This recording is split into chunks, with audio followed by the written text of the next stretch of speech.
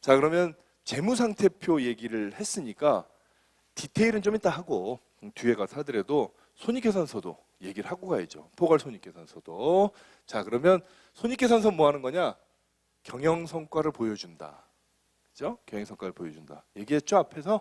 자, 그러면 재무상태표가 그 자금의 조달과 운영 혹은 재산 상태를 보여준다라고 할 때 재무상태표의 항목들도 중구난방으로 쓰는 게 아니라 자산과 부채와 자본으로 나눠서 보여줬듯이 경영성과를 보여주는 손익계산서 혹은 포괄 손익계산서의 내용도 크게 덩어리를 구별해서 보여주더라는 거예요. 그걸 구성요소라는 이름을 붙였는데 수익과 비용입니다. 이건 별로 뭐 설명할 게 없을 것 같아요. 수익 번 돈, 비용 쓴 돈, 끝. 수익 번 돈, 비용 쓴 돈. 영어를 굳이 쓰면 revenue와 expense가 되고요. s를 왜 붙였냐고요? 그냥 다 붙이더라고요. 전 지금도 헷갈려요. 뭘 복수를 해야 되고 뭘 단수를 해야 되는지. 어쨌든 붙여요. 수익, 경영활동 수행을 통해서 일정 기간 동안 획득한, 여기도 나오네, 경제적 효익이라는 말이. 회계에서 경제적 효익은 매우 빈번히 쓰이는 말이에요. 뭐예요? 일에서 번 돈이에요. 끝. 경영활동에서 번 돈이 수익이에요. 그럼 반대는 뭐예요? 경영활동 위해서 쓴 돈. 뭐 그런 뜻이 되겠죠. 근데 약간 정의를 틀은 이유는 뭐냐면 회사의 목적은 돈을 쓰는 거예요, 버는 거예요? 버는 거잖아요. 그러니까 목적을 달성하기 위해서 번 돈은 좀 말이 되는데 목적을 달성하기 위해서 돈을 썼다고 하니까 좀 이상해. 이게 무슨 공익재단도 아니고. 그래서 정의를 어떻게 했냐면 수익을 획득하는 과정에서 쓴 경제효익의 감소. 그러니까 돈 벌려고 쓴 돈. 그게 비용의 정의예요. 결과는 같겠지. 그러니까 비용이라는 거는 정의를 어떻게 하든지 간에 쓴 돈은 맞는데 회계에서 정의를 한다면 그 수익을 벌기 위해 쓴 돈으로 정의된다는 거예요. 자, 외우는 건 아닙니다. 수익과 비용으로 돼 있어요. 자, 손익계산서라는 거는 영어로 하면 인컴 스테이트먼트라고 합니다. 그래서 IS라고 불러요. 슬래시를 빼먹으면 요즘 같은 때는 굉장히 안 좋은 건 문제가 있죠. IS라고 불러요. 그런데 예전에는 Profit and Loss Statement라고도 불러서 PL 이렇게도 불렀습니다.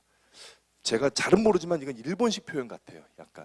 그리고 인컴 스테이트먼트는 미국식 표현 같고, 왜냐하면 미국 애들은 제가 예전에 회계사 초창기 때도 인컴 스테이트먼트를 쓰더라고요. 우리는 IS도 쓸 수 있고 PL도 쓸 수 있을 거예요. 그죠? 그런데 사실은 여러분이 저희 칠판에 막 섞여 있어. 손익계산서라는 말도 있고 포괄 손익계산서라는 말도 적혀 있어서 저게 뭐 하는 짓이지 할 수 있을 거예요. 핑계 대야지. 포괄 손익계산서라는 말이 왜 나왔다? 제 국제회계 기준. 거기서 쓰다 보니까 그걸 넘어온 건데, 대차대조표는 재무상태표로 바꾸는 게 맞았는데 손익계산서는 용어를 바꿀 필요까지는 없었나 봐요. 포괄만 붙였어요. 도대체 영어가 뭐라고 돼 있길래 Statement of Recognized Income and Expense. 우리가 영어 수업은 아니잖아요. 뭐 이런 거예요. 그거를 우리말로 포괄 손익계산서라고 불리웁니다. 포괄자만 하나 붙은 거예요. 포괄자만. 그러면 추측컨대 손익계산서보다 포괄 손익계산서가 범위가 조금 넓겠죠? 예, 맞아요. 조금 넓어요. 그거는 기회가 되면 다시 설명하기로 하고, 저는 그냥 이 수업을 하는 동안에는 손익계산서 할게요. 생각나면 포괄 붙였다가 안 붙였다가. 기본 틀은 같으니까. 자, 이렇게 이해를 하고 있으면 되세요. 손익계산서는 경영성과를 보여주는 거다. 그리고 자산부채, 수익과 비용으로 항목을 구분하여서 보여줄 것이다. 이제 공부할 겁니다. 이런 얘기예요. 자, 그러면 요것만 잠깐 볼게요. 수익비용이라는 말과 차익차손이라는 말이 있어요. 수익이나 차익이나 번 거고요. 비용이나 차손이나 쓴 거예요. 그냥 그거예요. 그런데 수익비용이라는 말을 근간으로 하되 차익차손이라는 말을 굳이 따로 배우는 건 뭐냐면, 여러분 어떤 회사가 그 일반적으로 영업을 해서 번 돈이 있을 건데 부업으로 번 돈이 있을 수 있어요. 예를 들어 이자를 벌었다. 은행이 아니라면 이자를 번 건 이 회사의 주업이에요, 부업이에요? 부업이죠, 부업. 그렇게 해서 번 돈을 뭐라고 하느냐? 굳이 구분하면 차익이라고 해야 돼요. 물론 이제 좀 지나서 공부하다 보면 이자 수익이라고 부르던데 이자 차익이라고 안 부르고, 못 바꾼 거예요. 워낙 굳어져 버려서. 그러면 여기서 적지는 마시고 그냥 말만 들어보세요. 회사가 달러를 가지고 있었다고 치자고요. 우리나라 회사가. 그럴 수 있잖아요. 요즘 달러 많이 올랐거든요. 그러면 달러를 US 달러를 한 1억 가지고 있었다면 만약에 한 1,000원일 때 가지고 있으면 1년 지나면 이게 한 100만 원 벌었을 수 있죠. 그 100만 원 이익이다 아니다. 이익은 맞아요. 왜? 부자 됐잖아요. 근데 그게 이익이라고 쓰면 이 회사가 돈놀이 하는 회사예요? 환차익이 주업이 아니거든요. 그런 거는 차익이라고 불러요. 실제 명칭이 외환차익이에요. 그래서 주업이 아닌 데서 벌어들인 건 차익, 주업이 아닌 데서 손해난 건 차손, 외환차익, 외환차손 이런 게 있어요. 정확히 말하면 이자 차익, 이자 차손인데 이자도 그건데 이자는 오래전부터 이자 수익, 이자 비용 썼기 때문에 그냥 쓰고 있는 거고요. 그리고 영어도 사실은 틀려. 수익 레비뉴, 비용 익스펜스였죠. 차익은 게인, 그다음에 차손은 로스예요. 영어도 틀려요. 그렇게 주업 여부에 따라서 구별되는 겁니다. 이건 단어를 하나 귀에만 넣고 가면 돼요. 뒤에 가면 또 이제 필요할 때마다 꺼내서 쓰면 되니까. 자, 아까 재무상태표에서 등식을 보여드렸듯이 손익계산서에서도 등식이 있습니다. 그거를 칠판에 적었어요. 수익에서 비용을 빼면 이익이 된다라는 것을 근간으로 하되 중앙선을 남겨놓고 왼쪽 오른쪽을 구별했습니다. 이번엔 수익을 오른쪽으로 갖고 비용과 이익을 왼쪽으로 보냈어요. 이걸 뭐라고 부른다? 손익계산서 등식이라고 부른다. 외울 필요 있다? 외워졌겠지 뭐 이미.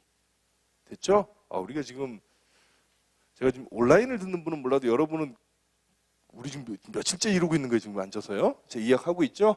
자, 이렇게 등식을 만든 이유는 뭐냐면 손익계산서 모양이 재무상태표와 비슷하게 줄 긋고 배 갈라서 왼쪽 오른쪽을 구별해서 쓰기 때문에 그렇습니다. 오른쪽에 뭘 적어요? 수익. 왼쪽에 뭘 적어요? 비용과 이익을 적도록 되어 있어요. 왜? 몰라요. 그렇게 하는 겁니까? 예, 선택의 여지가 없어요. 좌우단간에 왼쪽과 오른쪽 금액이 같다. 그래서 손익계산서 등식입니다. 왼쪽을 뭐라 부른다고요? 차변. 오른쪽을 뭐라 불러요? 대변. 차변이 영어로 뭐예요? 외울 필요는 없다고 그랬어요. 데빗이고 대변이 크레딧이에요. 사실은 조금 영어 공부 좋아하는 분들은 이게 왜 크레딧이지? 라고 생각할 수 있어요. 오른쪽은 부채를 적는 거죠. 그죠? 그러면 부채를 적는 거면 크레딧은 내 거라는 뜻이거든요. 그래서 좀 헷갈릴 수가 있어요. 이게 정말 궁금하면 어디에 물어보면 돼요? 네이버. 네이버에 어떤 초등학생이 썼는지 되게 근사한 게 몇 개 있었어요. 읽어보면 돼요. 궁금하시면. 근데 궁금하시겠어요, 그게? 자, 이렇게 해서 손익계산서 모양까지 보여드렸어요. 자, 그러면 손익계산서 모양을 자세히 보기 전에 포괄손익이라는 말을 하겠습니다. 아까 얘기했잖아요. 포괄손익이라는 게 있다. 그러니까 손익계산서라는 말과 포괄손익계산서라는 말이 있다. 포괄손익이라는 게 아마 좀 넓을 거다 얘기했죠. 도대체 뭐가 더 있는데 그 뭐가 더해요. 무슨 얘기냐면 그냥 손익계산서에는 수익과 비용을 차감한 당기순이익이 들어가는데요. 포괄손익계산서에는 이게 들어가요. 기타 포괄손익이. 지금 여러분 당연히 뻥 할 수밖에 없어요. 저 말이 뭐 쓰는 말이 아닌데 이해해요.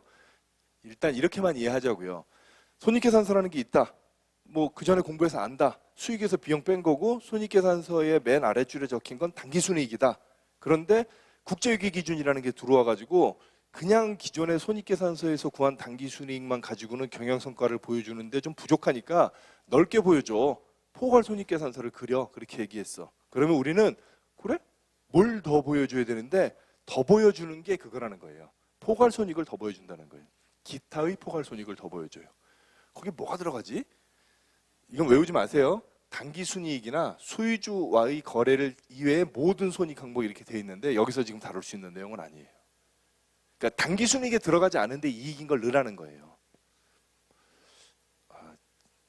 내가 몰라서 말 안 하는 건 아니고 나 알아요. 아는데 여기서 설명하면 좀 그래. 뭐냐면 주식을 그러니까 장기적인 투자 목적으로 구입한 주식의 주가가 오르는 경우에 여기다 넣어요. 말 나온 김에 해놓고 왜? 자, 회사가 단기적으로 투자해서 돈 벌기도 하고 물건 팔아 돈 벌기도 해서 당기순이익 구하잖아요. 근데 이 회사가 20년 만기 주식을 뭐 채권 같은 걸 샀어요. 안 팔 거야. 팔 수도 없어. 근데 그게 올랐어. 부자 됐죠. 수익은 맞지. 근데 올해 경영 성과예요? 좀 헷갈려. 왜냐하면 또 내려갈 수도 있거든. 그리고 안 팔 거고. 근데 부자는 됐단 말이야. 어떻게 하지? 여기다 넣어요. 기타 포괄손익에다가. 기타 포괄손익에다가. 그래서 주주들이 당기순이익을 딱 보면 아 이게 올해 진짜 열심히 해서 번 거구나. 기타 포괄손익은 두루두루 합쳐서 번 거구나 보여주겠다는 거예요. 그 기타 포괄손익이 포함된 게 포괄손익입니다. 자, 그 정도로 하자고요. 어쨌든 저는 손익계산서라는 말을 더 잘 쓸 거예요. 자, 손익계산서의 양식. 아까 대차대조표에서 양식을 다룰 때 무슨 얘기를 했어요? 일단 순서를 유동성, 비유동성으로 구별한다는 거 하나 했고 계정식, 보고식 이런 얘기 했죠. 그죠? 손익계산서에도 나누는 방식이 있는데요. 손익계산서는 이렇게 보겠습니다. 쉬운 거 먼저 할게요. 계정식과 보고식이 있어요.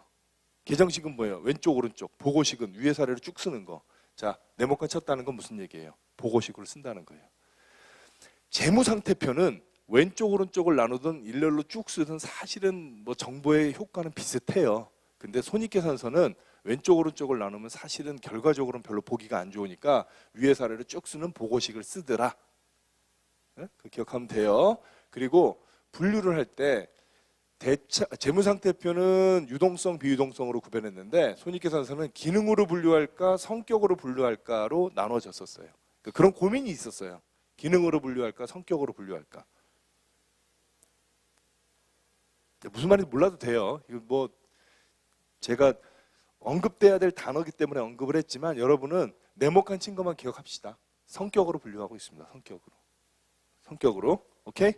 성격별 분류를 합니다.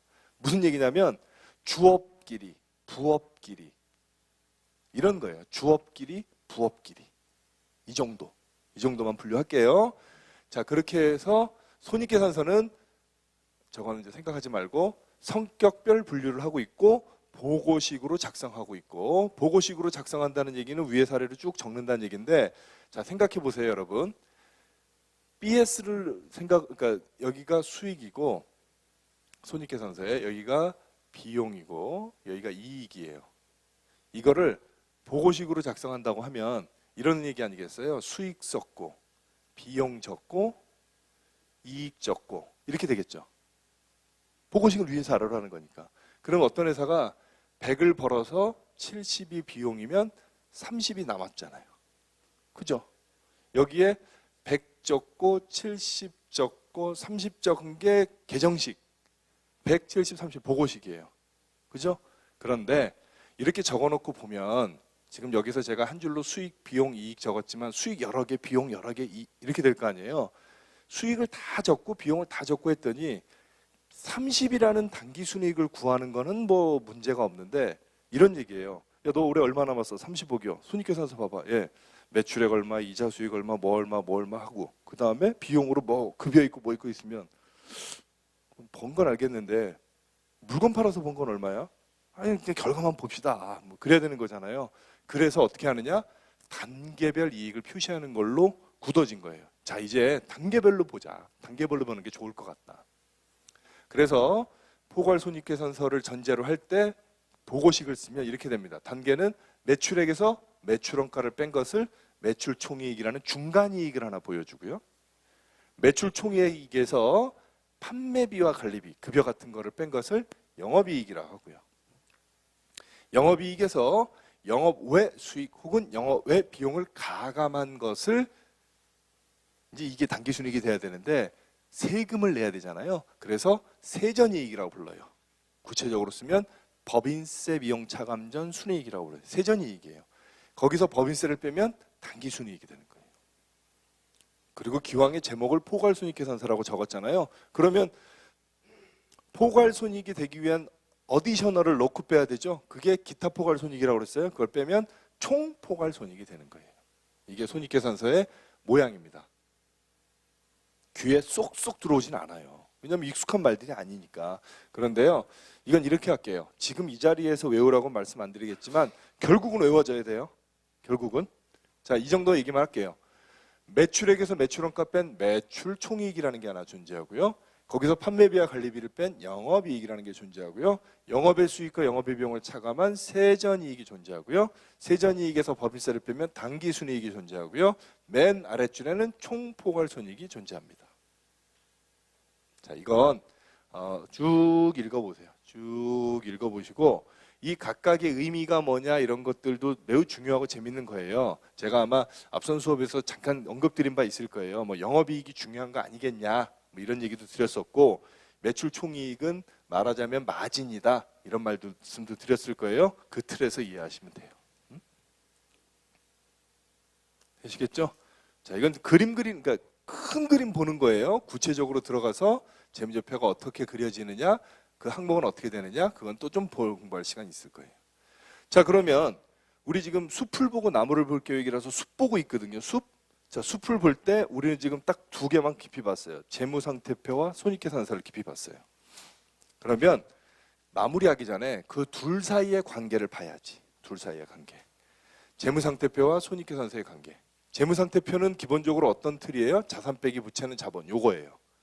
그런데 재무상태표는 특정 시점이라고 그랬죠. 그러니까 예를 들어서 1월 1일 기초의 재무상태표가 있으면 한 해 동안 열심히 장사를 해요. 그러면 12월 31일 날 기말의 재무상태표가 있겠죠. 질문: 기초의 재무상태표와 기말의 재무상태표는 같다 틀리다? 질문도 아니지. 틀리겠죠. 회사가 아무것도 안 하면 같겠지. 근데 뭔가를 하면 틀려져요. 돈을 벌고 쓰고 하니까. 그런데 아주 심플하게 생각을 해서 다 떠나서 그냥 이익만 좀 낮다 쳐요. 100원 벌었어. 그럼 어떻게 돼요? 기초보다 기말이 100원이 늘어났겠죠. 무슨 얘기냐면 자산 500, 부채 300, 자본 200이었다고 쳐요. 다른 건 다 그대로 있는데 올해 100원만 딱 벌었어. 그럼 기말은 어떻게 되겠어요? 자산 부채가 어떻게 되는지 잘 모르겠는데 자본은 얼마가 돼 있겠어요? 300으로 늘어나 있겠죠. 왜? 100원 벌었으니까. 그래서 이 자본만 놓고 보면 이런 공식을 하나 그려볼 수 있습니다. 자본을 놓고 보면. 자본은 자본금이라는 게 있어요. 아직 설명한 바 없지만 앞선 학습에서 익힌 바가 있죠. 뭐예요? 주주가 낸 돈. 주주가 낸 돈. 그러면 1월 1일 날 회사를 설립했다고 칠 때, 야, 너 재산이 얼마 있어? 순재산이 얼마야? 200원이요. 뭔데? 내가 낸 돈. 그래? 기말에 와서 또 물어봐요. 야, 너 한 해 동안 올해 돈 많이 벌었다며? 얼마 있어? 300원. 오, 100원 벌었구나. 그죠? 근데 내가 낸 돈은 변화가 있다 없다? 없다. 그런데 벌긴 벌었어. 내가 부자가 됐어. 이렇게 손익계산서의 당기순이익을 집계하여 부르는 이름이 뭐라고요? 이익잉여금. 이익잉여금. 재밌죠, 여러분? 그러니까 앞서 회계 스타트에서 설명하는 방식과 여기서 설명하는 방식이 내용은 같은데 이렇게 들어가느냐 이렇게 들어가느냐 조금씩 차이가 있죠. 일부러 그렇게 좀 책을 나눠서 구성한 거예요.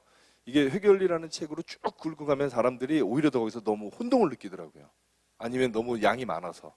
자, 저는 여러분들이 기본적으로 회계 스타트를 공부했다고 생각한 걸 알고 있기 때문에 이 정도 설명으로 큰 틀을 보여줍니다. 자본금, 이익잉여금을 기억하시면 돼요. 되시겠죠? 자, 그러면 이제 다음 주제로